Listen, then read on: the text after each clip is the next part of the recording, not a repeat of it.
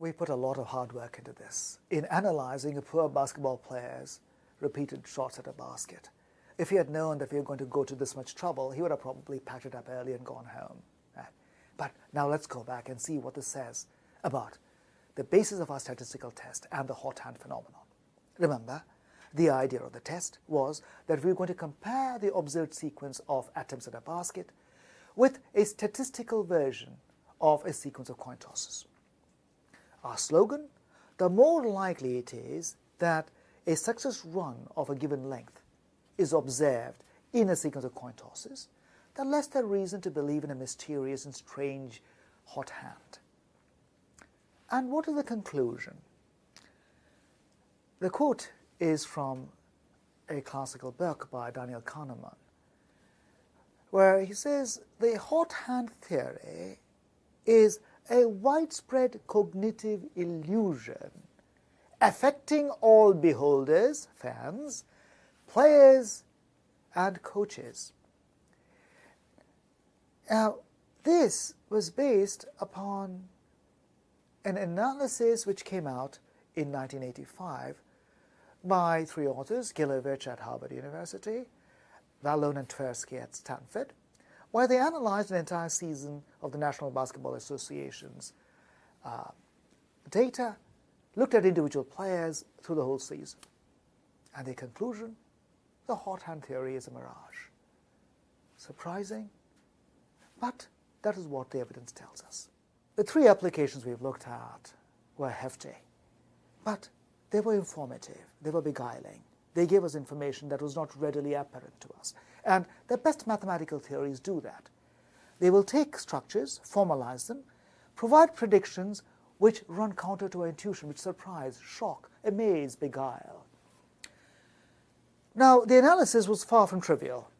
It was elementary for all three examples, but not at all easy. But if a student goes back and takes a look at what we did and how we did it, she will find that we used two tools of the trade repeatedly, two elementary principles. First and foremost, additivity. The whole is equal to the sum of the individual parts. This principle clearly sounds very natural and reasonable, but it sounds lightweight. But after these examples, perhaps our student will agree with me that they are far from lightweight. This principle is deep, subtle, and nuanced. At its heart, additivity is about finding creative ways of breaking up a problem into individual pieces which are easy to digest. Of course, there is no absolute way of doing this. Every problem has got its own internal logic, and so you have to sift through a problem, think about it, analyze it, before you perhaps stumble upon the right way to look at it. But once you do, the problem tends to fall into your lap. It opens up like a flower bud opening in the sun. Now, the second key element was this idea of independence, and in particular, the context of repeated independent trials. The moment one has repeated independent trials, at its heart, independence is a rule of products. Repeated independent trials make the products transparent. We almost don't have to worry about the probability measure. I know that's blasphemy, but we almost don't have to. All we need to do is take the probabilities and multiply them.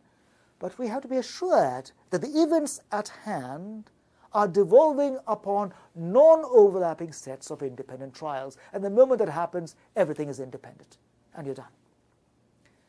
We put these two principles to work in three beautiful and surprising contexts.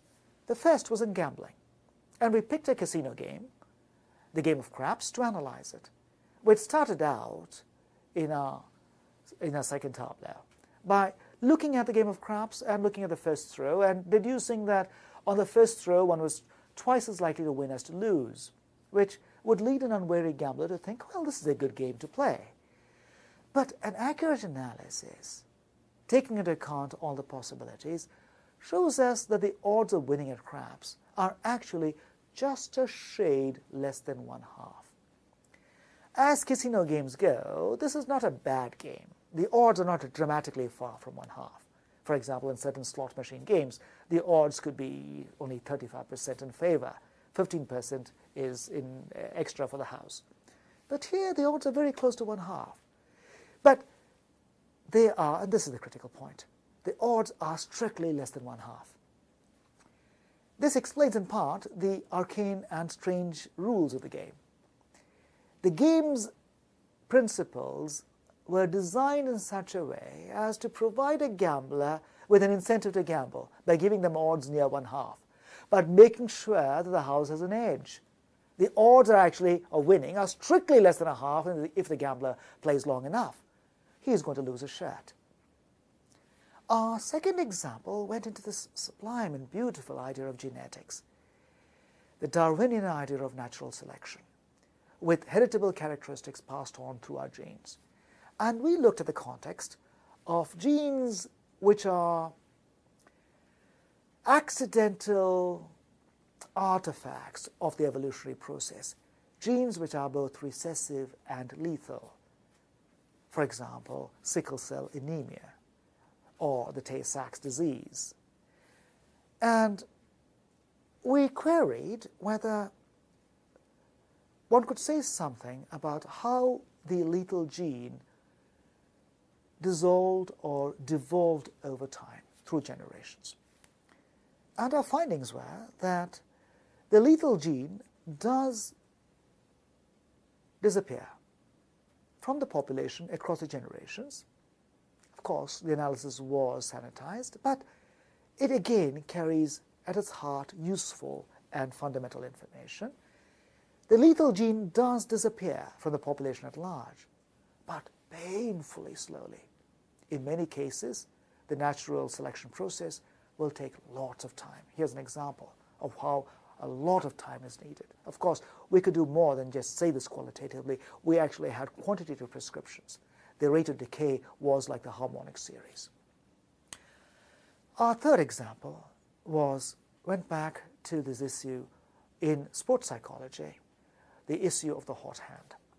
And now we come back full circle to our original question, the basketball player who hits many baskets in a row. In many ways, this was the hardest of the analyses we have done so far. This required intense and sustained logical endeavor. It required persistence. And as we recall, it was done in a 3-stage process, breaking up the problem into a smaller piece, breaking that up into a different piece, and breaking that up finally into a piece for which we have an answer. Not at all easy. But again, bear in mind that the tools we used were completely elementary. The difficulty was in the intrinsic logical complexity of the problem. And unearthing the right attack was where all the effort went. And having done all of that work, true, there was a lot of algebra. This is the kind of thing that is hardly edifying, hardly interesting for most people. But at the end of all of that, we obtain a concrete prescription and a concrete result. And one of the conclusions is that a naive appeal to a mysterious hot hand is probably unwise. To repeat William Feller's exhortation, even strong faith must be fortified by a statistical test. And when one does a principled statistical test on something like the hot hand, we run into these issues of the strange behavior of fluctuations. And out of these comes a completely unexpected, a result in a completely new and unanticipated direction. And which, among other things, takes credence away from these mysterious phenomena that we appeal to so instinctively. This concludes our long discussion of the interplay of independence and additivity in problems of chance in the world around us. I hope you've been partly titillated, partly enticed by these examples. But now we should step back and say, I now understand where independence plays a role in probability, why it is so central. Where does it lead to next? Quo vadis? Okay. And so in our next tableau, in Tableau 10, we'll come back with independence at the heart of a fundamental application in the modern day, that of poles. And we'll start with poles, and I will make the argument that a pole is a ridiculous object. It has no business working, but somehow it appears to. Why?